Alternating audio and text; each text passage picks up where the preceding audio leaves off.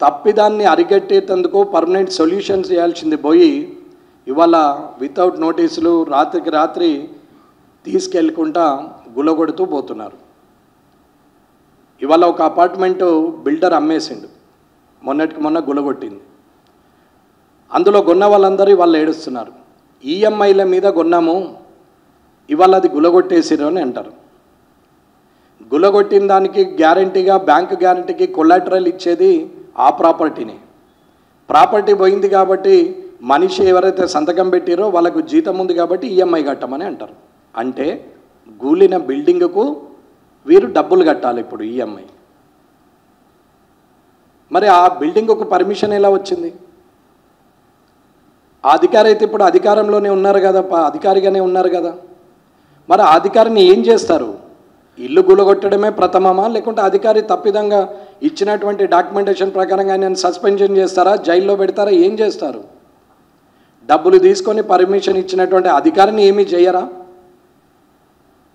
ఆ revenue records submit చేసిన రెవెన్యూకు సంబంధించిన ఎంఆర్ఓ కావచ్చు, ఆర్డీఓ కావచ్చు, జాయింట్ కలెక్టర్ కావచ్చు, కలెక్టర్ కావచ్చు, ఐఏఎస్లు వీళ్ళని ఏమి చేయరా? ఈ డాక్యుమెంట్లను అడ్డంగా పెట్టుకొని స్టాంపు ఎస్ఆర్ఓల సబ్ రిజిస్టార్ ఆఫీస్లో డబ్బులు తీసుకొని రిజిస్ట్రేషన్ చేసిన ఎస్ఆర్ఓ మీద ఎలాంటి యాక్షన్ ఉండదా?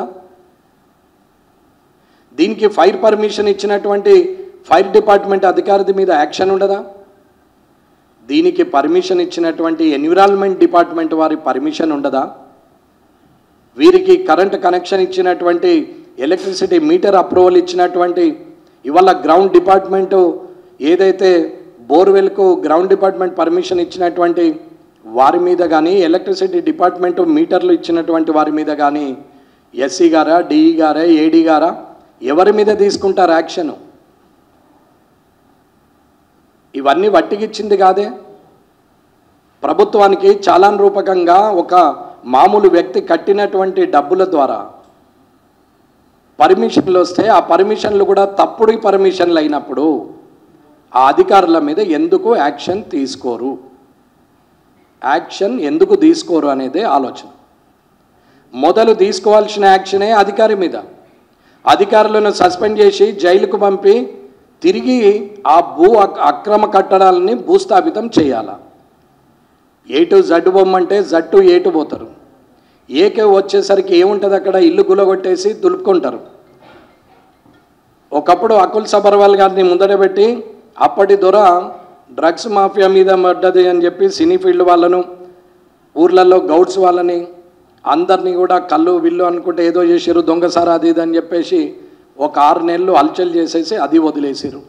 ఆ తర్వాత ఇప్పటి వరకు దాని మీద యాక్షన్ లేదు, రియాక్షన్ లేదు, దాని మీద ఎటువంటి డెబ్యూటివ్ లేదు. కొత్తగా వచ్చిన రెడ్డి గారు ఫోన్ ట్యాపింగ్ అని అంటారు, అది పోయింది. కాళేశ్వరం శ్వేతపత్రం అది పోయింది. కొత్తగా ఇప్పుడు హైడ్రా. ఎటొచ్చినా ప్రజల నష్టమే. కాళేశ్వరంలో డబ్బులు ప్రజలవే. ఇవాళ ఇక్కడ ఉన్నటువంటి హైడ్రాలో గూలుతున్నటువంటి ఇండ్లు ప్రజలవే. ఓటెయ్యాలా, గెలిపియ్యాలా, ఇవాళ వాళ్ళని తెచ్చి నెత్తి మీద పెట్టుకొని నాశనం కావాలా ప్రజలు. ఆ ప్రభుత్వం ఒక జీవో తీస్తుంది రాత్రికి రాత్రి.